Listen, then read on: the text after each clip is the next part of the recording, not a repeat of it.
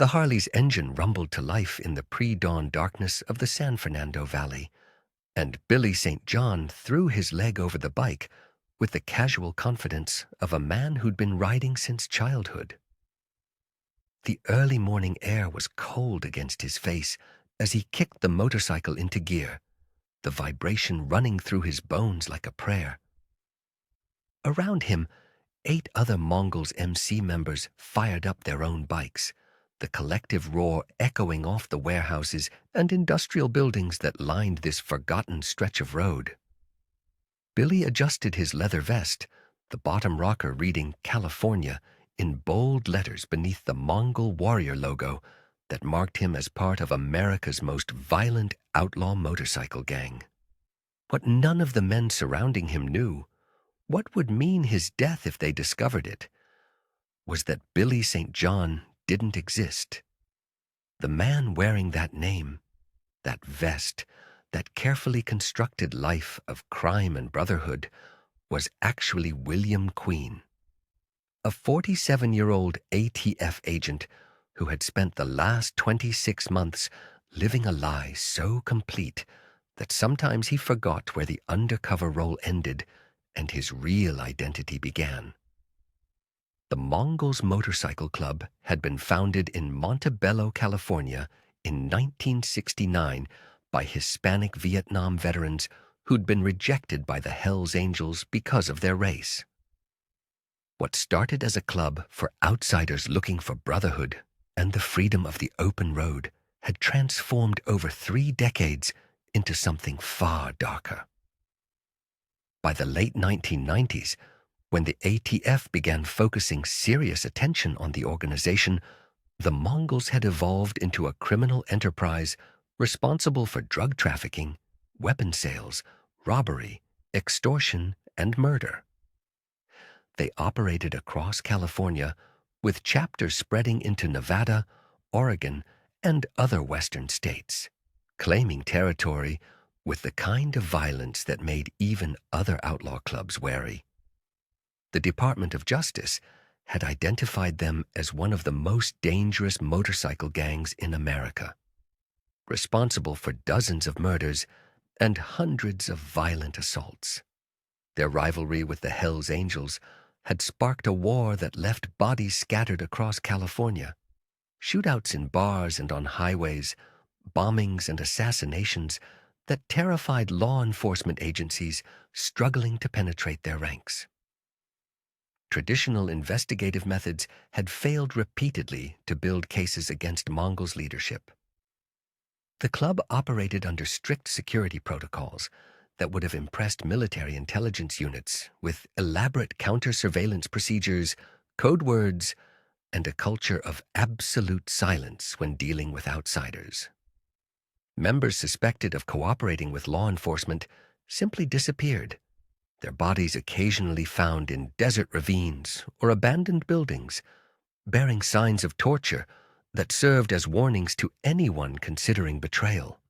Several previous attempts to infiltrate the Mongols had ended in failure, with undercover agents unable to gain the trust necessary to move beyond peripheral contact. The club's membership was predominantly Hispanic, creating additional challenges for law enforcement agencies whose undercover operatives rarely matched that demographic profile. By 1998, the ATF was ready to try something different, something ambitious and extraordinarily dangerous. They needed an agent willing to disappear into the criminal underworld for years, to live and breathe the outlaw lifestyle so completely that the Mongols would accept him as one of their own. William Queen seemed an unlikely candidate for such an assignment.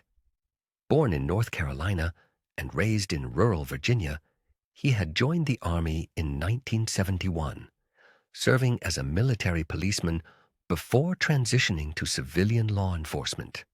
He'd worked as a sheriff's deputy in Virginia before joining the ATF in 1979, spending the next 2 decades working gang cases, firearms investigations, and eventually undercover operations.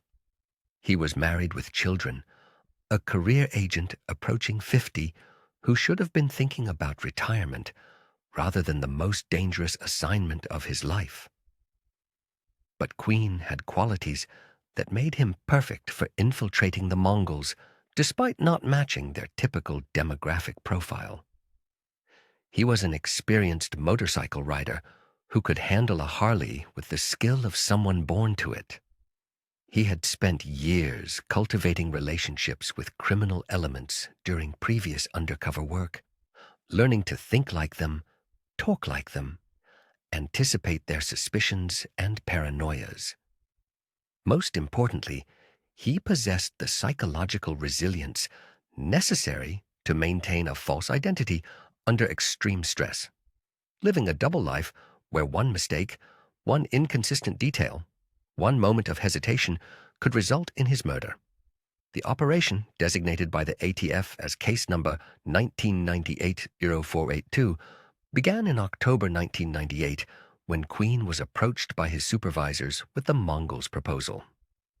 They outlined the stakes clearly, emphasizing both the importance of building a case against the organization's leadership and the near certainty that Queen would face life-threatening situations during the infiltration. He would be operating with minimal backup, often beyond the protective reach of surveillance teams who couldn't maintain visual contact without risking exposure. He would be expected to participate in criminal activities to maintain his cover, walking a legal and ethical tightrope that had destroyed other undercover agents psychologically. He would miss birthdays, anniversaries, holidays, and the daily lives of his children, unable to explain where he was or what he was doing. The assignment had no fixed endpoint, continuing until either he penetrated deep enough to build prosecutable cases against the club's leadership, or his cover was blown and he had to be extracted. Queen understood what they were asking, the sacrifice and the danger, but he also understood the stakes. The Mongols were flooding California communities with methamphetamine, killing rivals and innocents with equal indifference, and building a criminal empire that traditional law enforcement couldn't touch. Someone had to get inside. Someone had to gather the evidence necessary to dismantle the organization from within. He accepted the assignment, knowing it might cost him everything. The first step was building Billy St. John's identity with the kind of meticulous detail that could withstand scrutiny from men whose lives depended on detecting deception. The ATF created a complete background for the persona, including a criminal record that could be verified through law enforcement databases showing arrests for assault, weapons violations, and drug possession. They established a residence in Riverside County, a rundown house consistent with the lifestyle of a small-time criminal and motorcycle enthusiast. They acquired a 1974 Harley-Davidson Electroglide and modified it to match the style preferred by Mongols members, customizing the bike over weeks until it looked authentically used and loved, rather than freshly purchased for an undercover operation. Queen grew his hair longer, cultivated a beard, and adopted the clothing and accessories that marked outlaw bikers: leather vest, boots, bandanas, jewelry with skull and motorcycle motifs. He studied Mongols' culture obsessively, learning their history, their symbols, their slang, and their procedures until he could discuss club business with the fluency of a longtime member. The approach phase began in January 1999 when Queen, as Billy St. John, started appearing at motorcycle events, bars, and gathering spots frequented by Mongols members and associates. The strategy was similar to intelligence recruitment operations: create opportunities for casual contact, demonstrate value and reliability gradually, and allow the targets to initiate deeper relationship rather than appearing too eager. Queen would ride to bike nights at bars known to be Mongols' hangouts, parking among their motorcycles and striking up conversations about engines, modifications, and riding experiences. He carefully projected the image of a loner with criminal connections, someone interesting enough to notice, but not so remarkable as to invite suspicion. In conversations, he would mention having done time for assault, knowing drugs dealers in the Inland Empire, and having connections that could be useful for moving stolen motorcycle parts.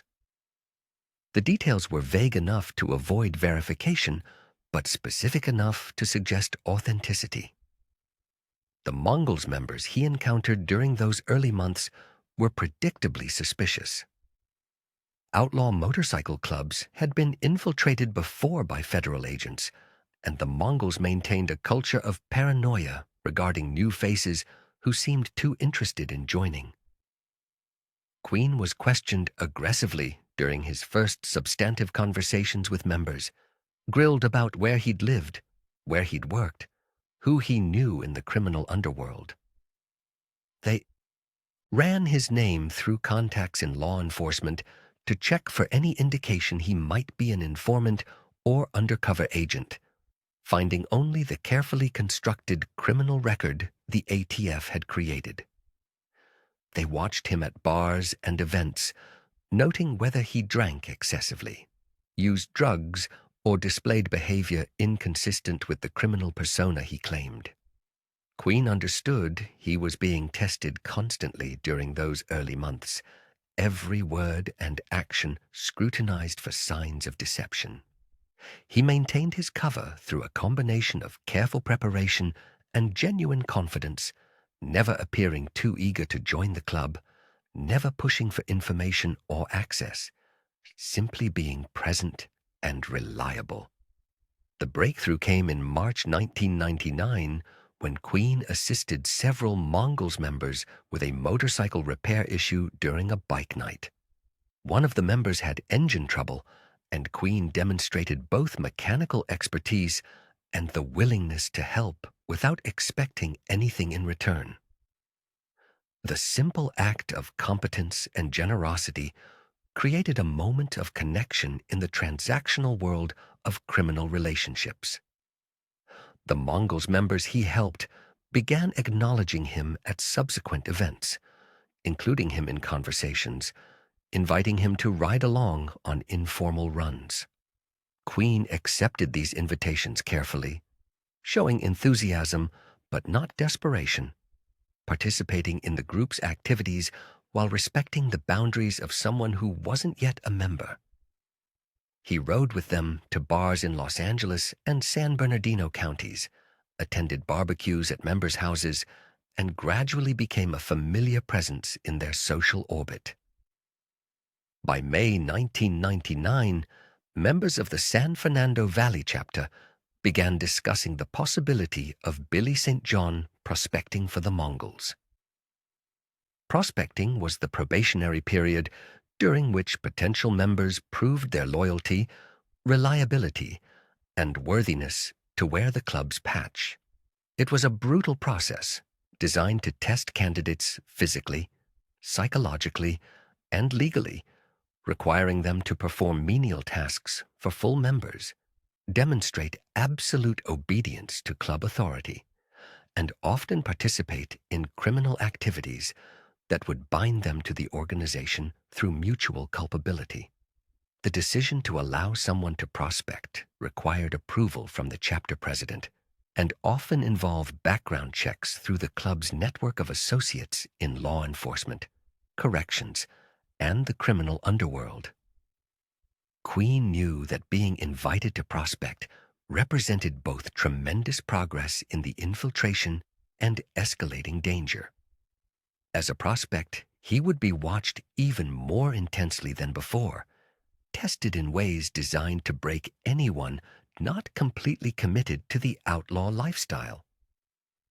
The formal invitation came during a chapter meeting in June 1999. Rocky, the San Fernando Valley chapter president, approached Queen after a Sunday ride and asked whether he was serious about joining the Mongols or just playing around. The question was, delivered with the kind of casual intensity that characterized outlaw club culture, simultaneously friendly and threatening. Queen responded exactly as Billy St. John would have. He said he'd been waiting for someone to ask, that he was tired of riding alone and wanted to be part of a real brotherhood. Rocky studied him for a long moment, the kind of silent evaluation that felt like being X-rayed, then nodded and said they'd discuss it with the chapter.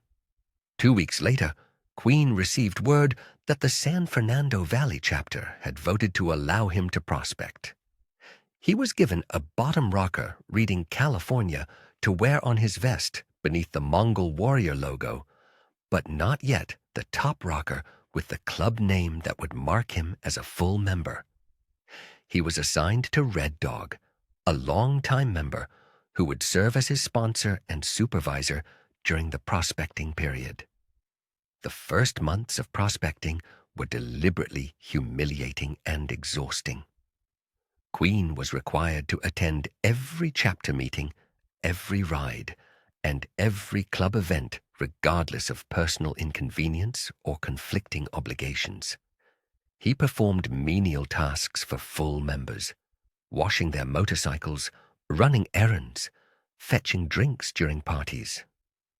He was subjected to constant verbal abuse, designed to test his temperament and willingness to accept the club's hierarchy. Prospects could be beaten for showing disrespect, making mistakes, or sometimes for no reason beyond reminding them of their subordinate status. Queen endured the hazing with the same stoic patience he'd learned during Army basic training decades earlier, understanding that showing frustration or anger would be interpreted as weakness or lack of commitment. He documented everything in reports to his ATF handlers during brief, carefully scheduled meetings held in secure locations far from Mongols' territory. The criminal activities began gradually during those early prospecting months. Queen participated in fencing stolen motorcycle parts, accompanying members to chop shops where high-end bikes were being dismantled for resale. He helped transport marijuana and methamphetamine between dealers, acting as muscle during drug transactions. The ATF had provided legal authorization for Queen to participate in certain criminal activities as necessary to maintain his cover, but the boundaries were murky and constantly shifting.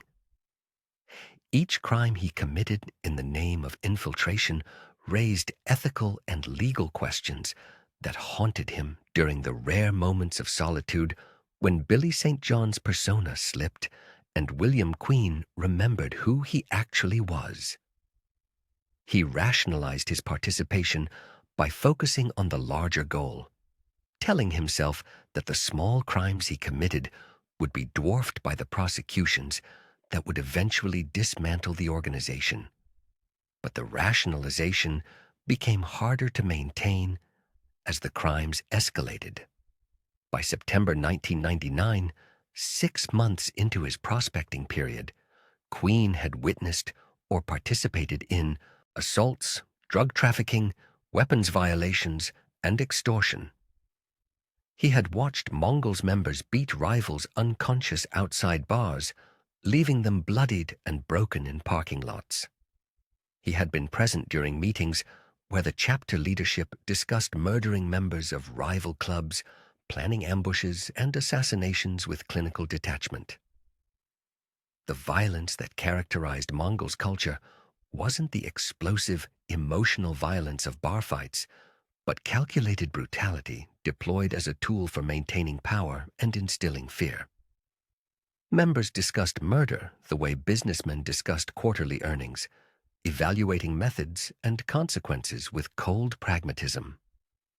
Queen recorded details of these conversations in reports to the ATF, providing evidence that would eventually be used in prosecutions, but he couldn't prevent the crimes from affecting him psychologically. He began having nightmares during the few hours he managed to sleep violent dreams where the boundaries between Billy St. John and William Queen dissolved completely. The psychological toll of the infiltration extended beyond witnessing violence. Queen was living a complete double life that required him to maintain perfect consistency in his false identity while managing the emotional cost of isolation from his real family. His marriage was deteriorating under the strain of his long absences and inability to explain where he was or what he was doing. His children were growing up without him, missing school events and family milestones that he couldn't attend because Billy St. John had obligations with the Mongols. The ATF provided psychological support through counselors cleared to work with undercover agents, but the sessions felt inadequate compared to the reality of living among criminals who would kill him without hesitation if they discovered his true identity. Queen found himself occasionally forgetting which version of himself was real, responding to Billy more naturally than William, thinking in the language and logic of the outlaw world rather than law enforcement. The chapter dynamics became clearer as Queen spent more time embedded in the organization. The San Fernando Valley chapter had approximately 20 full members with varying levels of criminal involvement and commitment to the club. Some were hardcore criminals whose entire lives revolved around the Mongols and the illegal enterprises it facilitated. Others were more peripheral, men who loved motorcycles and the brotherhood, but tried to maintain legitimate jobs and families alongside their club obligations. The hierarchy was rigid and enforced through violence, with the chapter president wielding absolute authority over members and prospects. Decisions about criminal activities, conflicts with other clubs, and internal discipline were made collectively during weekly church meetings, as members called their formal gatherings, but the president's influence shaped outcomes significantly.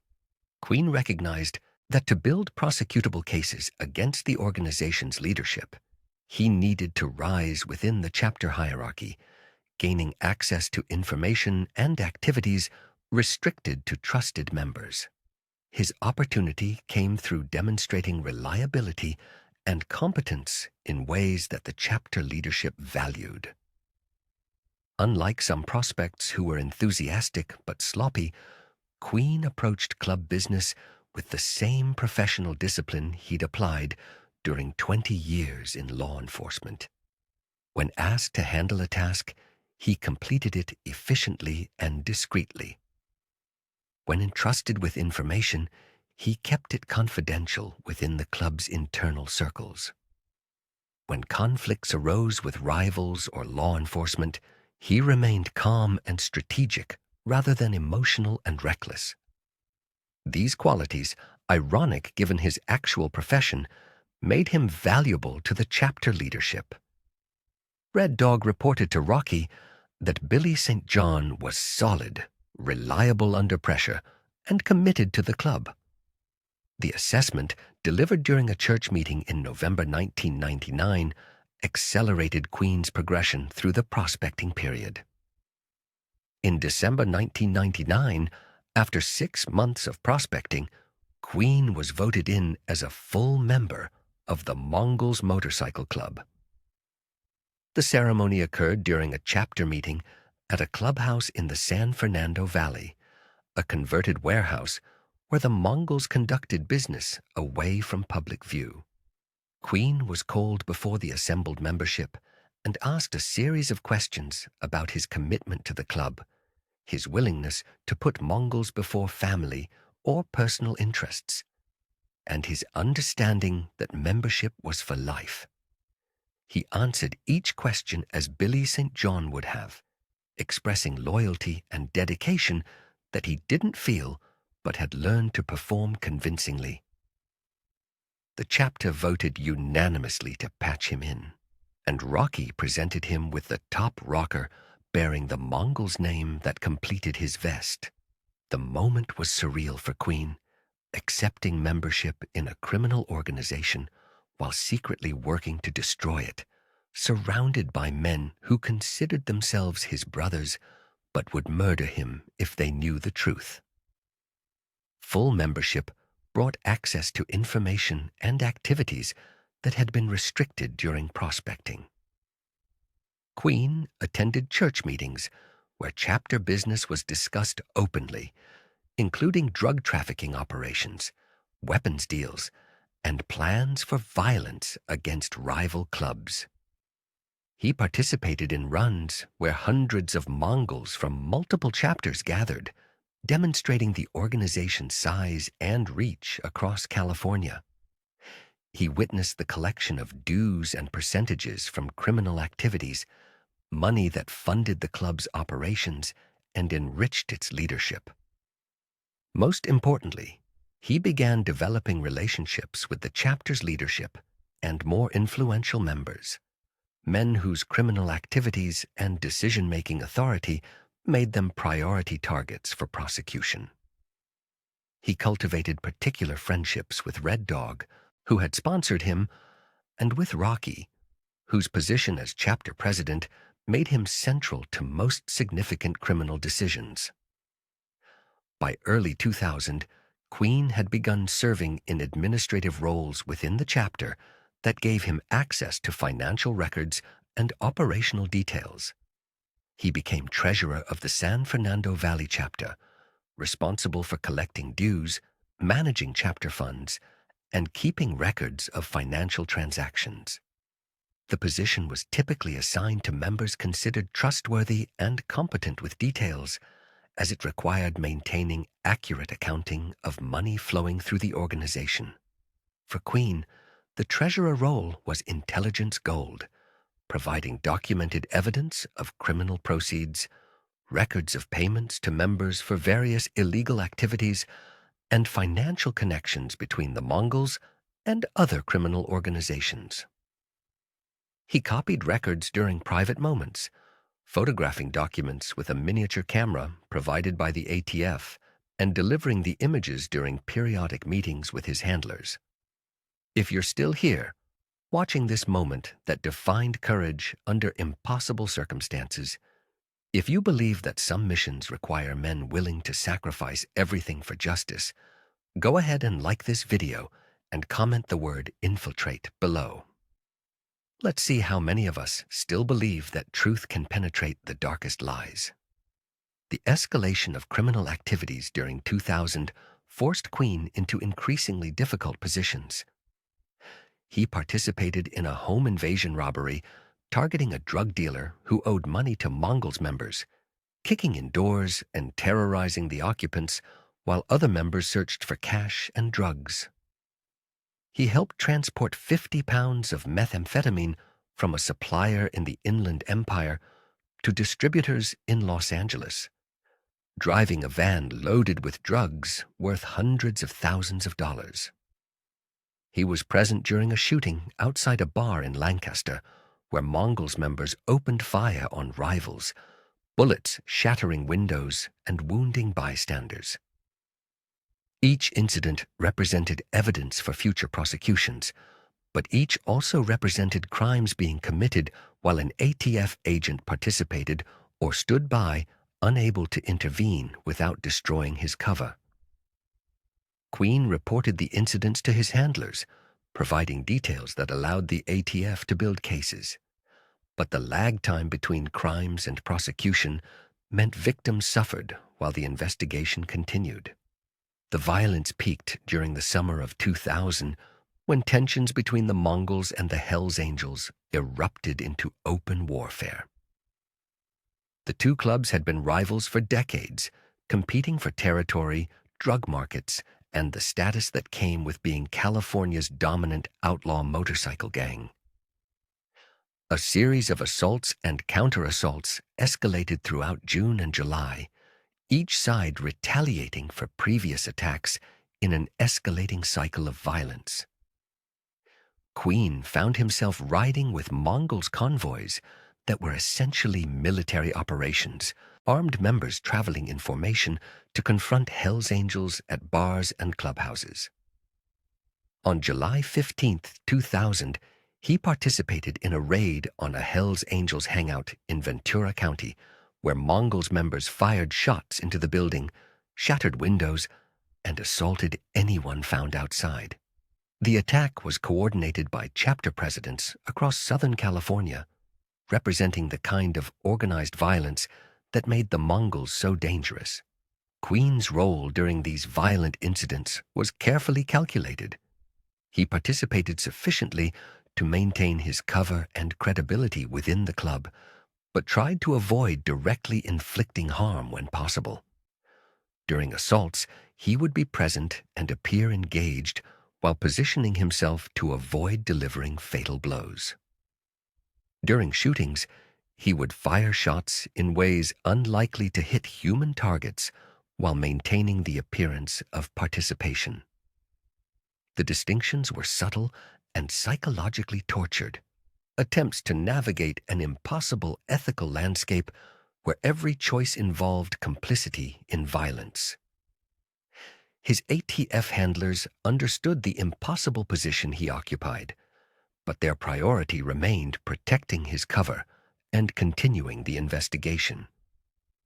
They authorized his participation in increasingly serious crimes, providing legal immunity that protected him from prosecution, but did nothing to alleviate the moral weight of his actions. The personal cost of the infiltration intensified throughout 2000 and into 2001. Queen's marriage collapsed under the strain of his prolonged absences and the psychological distance that had developed between him and his wife. She knew he was working undercover, but couldn't understand the depth of his immersion in the criminal world, or the extent to which Billy St. John had become more real to him than William Queen. They separated in the fall of 2000, another casualty of an operation that demanded everything he had. His relationships with his children suffered similarly, years of missed moments creating distance that couldn't be easily repaired. He missed his daughter's high school graduation because the Mongols had a mandatory run that weekend. He missed his son's birthday because Rocky had assigned him to handle a drug transaction that couldn't be rescheduled without raising suspicions. The identity confusion that Queen experienced became more profound as the infiltration extended beyond 2 years. He found himself thinking in Mongols terms, even when alone, evaluating situations through the lens of club politics and criminal opportunity rather than law enforcement objectives.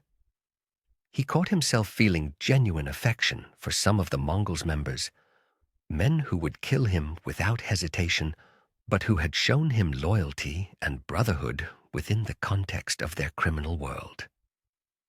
Red Dog had become something close to a friend, someone Queen rode with and confided in, sharing stories and experiences that felt genuine despite being built on deception. The cognitive dissonance of befriending men he was betraying, of feeling loyalty to an organization he was working to destroy, created psychological fractures that Queen struggled to manage. By early 2001, the ATF had accumulated substantial evidence against numerous Mongols members based on Queen's reports, recorded conversations, and documents he had provided. The Bureau began planning the takedown operation that would end the infiltration and result in mass arrests across multiple Mongols chapters. The timing was sensitive, balancing the value of continuing the investigation against the increasing danger to Queen and the prosecutorial readiness of cases being built. The ATF wanted to maximize the number of high-level targets arrested while ensuring they had sufficient evidence for convictions. Queen advocated for continuing the operation, arguing that he was positioned to access even higher levels of the organization's leadership, and could provide evidence against National Mongols officers if given more time. His handlers were reluctant, concerned that the psychological toll was affecting his judgment and that his luck was running out. The decision to end the operation was forced by events beyond anyone's control. In March 2001, a Mongols member from another chapter was arrested on drug charges and began cooperating with federal authorities. His cooperation included information about various members and their criminal activities, creating the risk that Queen's identity might be exposed through the investigation's expanding scope. Additionally, tensions within the San Fernando Valley chapter had led to suspicions about several members, with Rocky increasingly paranoid about potential infiltrators or informants. During a church meeting in April 2001, Rocky announced that the chapter would be conducting background investigations on all members using connections in law enforcement and private investigation to verify everyone's identity and history. The announcement created immediate danger for Queen, as thorough investigation would eventually reveal inconsistencies in Billy St. John's background that couldn't be explained away. The extraction planning began immediately. The ATF coordinated with federal prosecutors to finalize indictments against dozens of Mongols members across California based on evidence Queen had provided over 28 months. They scheduled simultaneous arrests for early morning on June 5, 2001, timing designed to catch members at home before they could flee or destroy evidence. Queen was instructed to maintain his normal routine until the night before the raids, then to absent himself from his residence and any Mongols locations where he might be present during the arrests. The final weeks of the operation were extraordinarily tense, with Queen attending club functions and participating in criminal activities while knowing that everything was about to collapse. He looked at men he'd ridden with for more than 2 years, men who considered him a brother and knew they would soon be in federal custody, facing decades in prison, based on his testimony. The last church meeting Queen attended as a Mongols member occurred on June 3, 2001.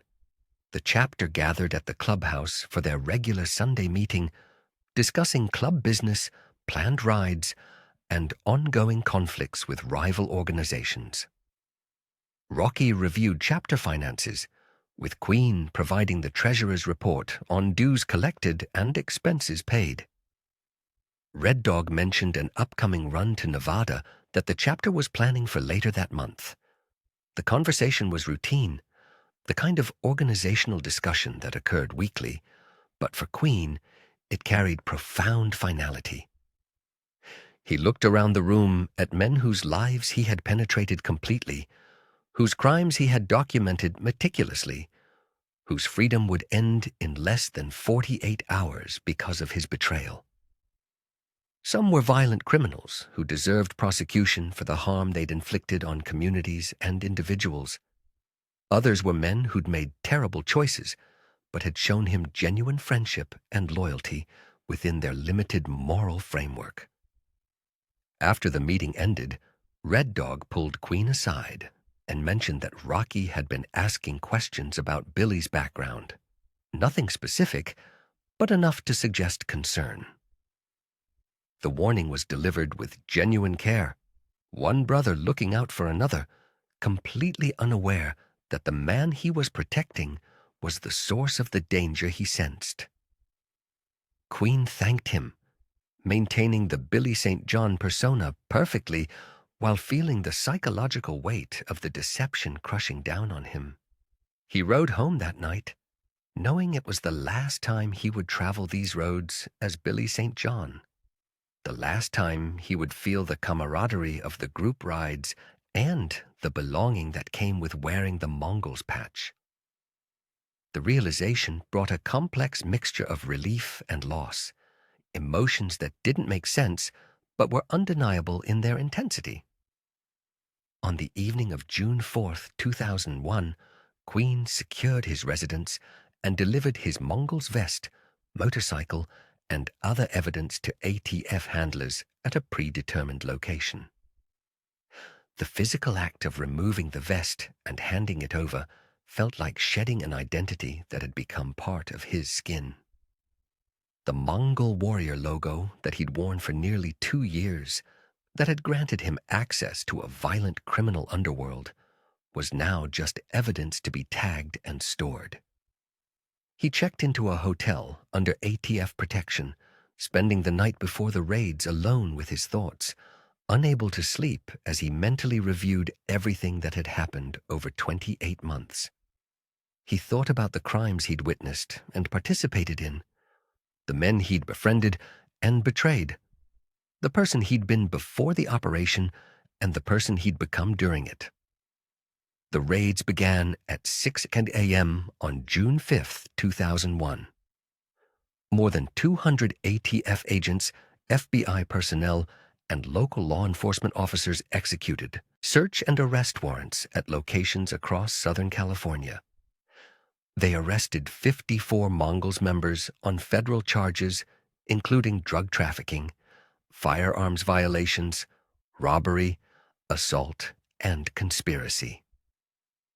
Rocky was arrested at his home in the San Fernando Valley, pulled from his bed by agents in tactical gear who found weapons and drugs during the subsequent search. Red Dog was taken into custody at his girlfriend's apartment, initially resisting before recognizing the overwhelming force surrounding him. Members from chapters across California were arrested simultaneously. The coordinated operation designed to prevent warnings from spreading and allowing targets to flee. The arrests made national news, with coverage emphasizing the ATF's successful infiltration of one of America's most violent outlaw motorcycle gangs. Queen's identity as the undercover agent was revealed during initial court proceedings, when prosecutors outlined the evidence they had gathered through his 28-month infiltration. The revelation sent shockwaves through the outlaw motorcycle community, with Mongols members unable to comprehend how Billy St. John, a man they had trusted completely, had been a federal agent the entire time. The sense of betrayal was profound and personal, with members expressing rage not just about the arrests, but about the violation of the brotherhood they considered sacred. Death threats against Queen began immediately, with Mongols members and associates vowing revenge for what they viewed as the ultimate act of treachery. The ATF placed Queen in protective custody and eventually relocated him under a witness protection arrangement that would govern the rest of his life. The prosecutions that followed were extensive and largely successful. Rocky received a 20-year federal sentence for drug trafficking and conspiracy. Red Dog was sentenced to 15 years for his role in various criminal enterprises. Dozens of other Mongols members received sentences ranging from 5 to 25 years based on evidence Queen had provided. The conviction significantly disrupted the Mongols' operations across California, removing leadership and creating organizational chaos that would take years to rebuild. Federal prosecutors considered the operation one of the most successful infiltrations of an outlaw motorcycle gang in American law enforcement history, citing the quality of evidence Queen had gathered and the number of high-level targets prosecuted. But success in prosecutorial terms didn't capture the full cost of the operation. Queen struggled with severe post-traumatic stress following the conclusion of the investigation, suffering nightmares, anxiety, and depression related to the violence he'd witnessed and the double life he'd maintained for more than 2 years. His marriage ended in divorce, unable to survive the damage caused by his long absence and the psychological changes he'd undergone. His relationships with his children required years of difficult work to rebuild trust and connection after his prolonged disappearance from their lives. He left the ATF not long after the prosecutions concluded, unable to return to normal law enforcement work after the intensity of the Mongols' infiltration. The psychological cost of becoming Billy St. John, of living so completely inside a criminal identity, had fundamentally changed who William Queen was and could never be again. The Mongols Motorcycle Club survived the prosecutions, reorganizing and rebuilding their membership over the years following the raids. The organization continued operating across the western United States, recruiting new members and maintaining their reputation as one of America's most dangerous outlaw motorcycle gangs.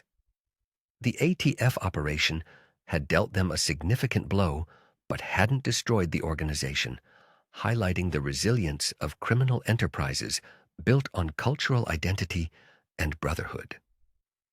The Mongols learned from the infiltration, implementing more stringent security measures and background checks designed to prevent future law enforcement penetration. They added Queen to their permanent enemies list, maintaining the death sentence against him that would theoretically remain in effect for the rest of his life. Queen eventually wrote a book about his experiences, Under and Alone, published in 2005, detailing the infiltration and its psychological toll.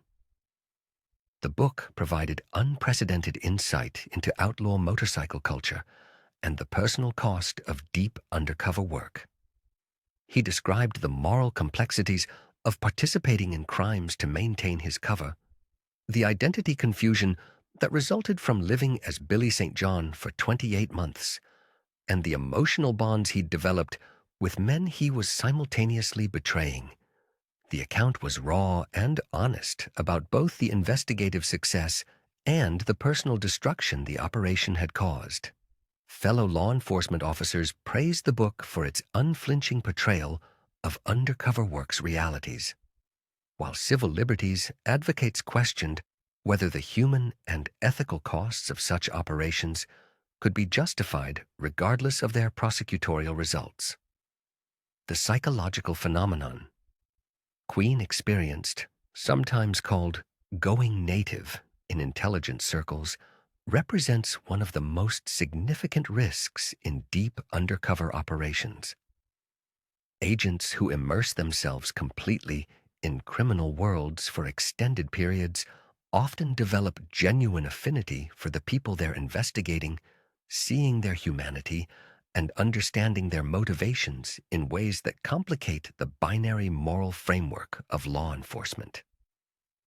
Queen had ridden with Mongols members for hundreds of hours, attended their family gatherings, celebrated their triumphs, and supported them through personal crises. The fact that they were criminals, engaged in activities that harmed communities, didn't erase the authentic human connections that had developed. The cognitive dissonance between viewing them as targets to be prosecuted and as brothers who had shown him loyalty created psychological conflicts that no amount of professional training could fully resolve. The broader questions raised by Queen's infiltration extended beyond individual psychology to systemic issues about law enforcement methods and their costs. The operation had required Queen to participate in serious crimes, including drug trafficking, assault, and potentially accessory to attempted murder, activities that would normally result in prosecution but were instead authorized under the umbrella of undercover investigation. The legal and ethical framework that allowed such participation was debated among legal scholars, with some arguing it represented necessary flexibility for investigating sophisticated criminal organizations, while others contended it essentially made law enforcement complicit in the crimes they were supposedly preventing. The victims of crimes Queen participated in or witnessed during his infiltration received no compensation and often no acknowledgement, collateral damage in an operation focused on building cases against organizational leadership. Years after the operation concluded, Queen reflected on whether the results justified the costs, both to himself and to the broader system of justice. The prosecutions had removed dozens of violent criminals from California communities and disrupted one of America's most dangerous criminal organizations. That outcome had real value, preventing future crimes and potentially saving lives that would have been lost to the violence and drug trafficking the Mongols facilitated.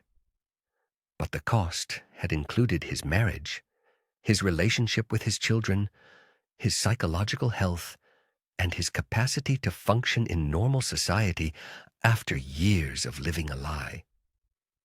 It had required him to participate in crimes that harmed innocent people, to develop relationships based on complete deception, and to betray men who had trusted him completely. The moral calculus was impossible to balance with any certainty, leaving only ambiguity where the law enforcement narrative preferred clarity. The legacy of William Queen's infiltration of the Mongols Motorcycle Club remains complex and contested more than 2 decades after the operation concluded. In law enforcement circles, he's remembered as a hero who risked everything to penetrate an organization that traditional investigative methods couldn't touch, gathering evidence that resulted in substantial prosecutions and temporary disruption of criminal activities.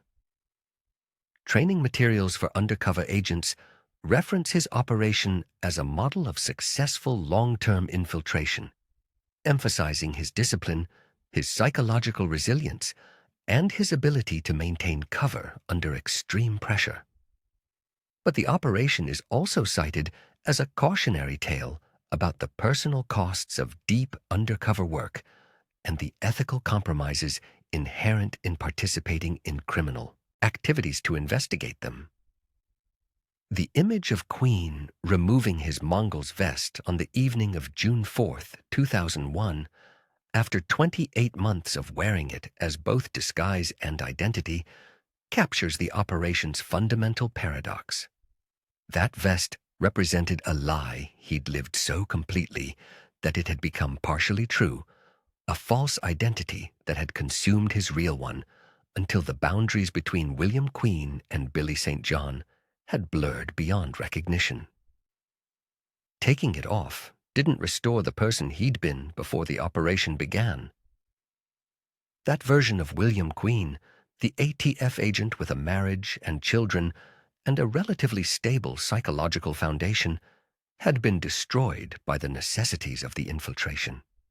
What remained was someone changed fundamentally by years of deception, violence, and the impossible moral positions deep undercover work required.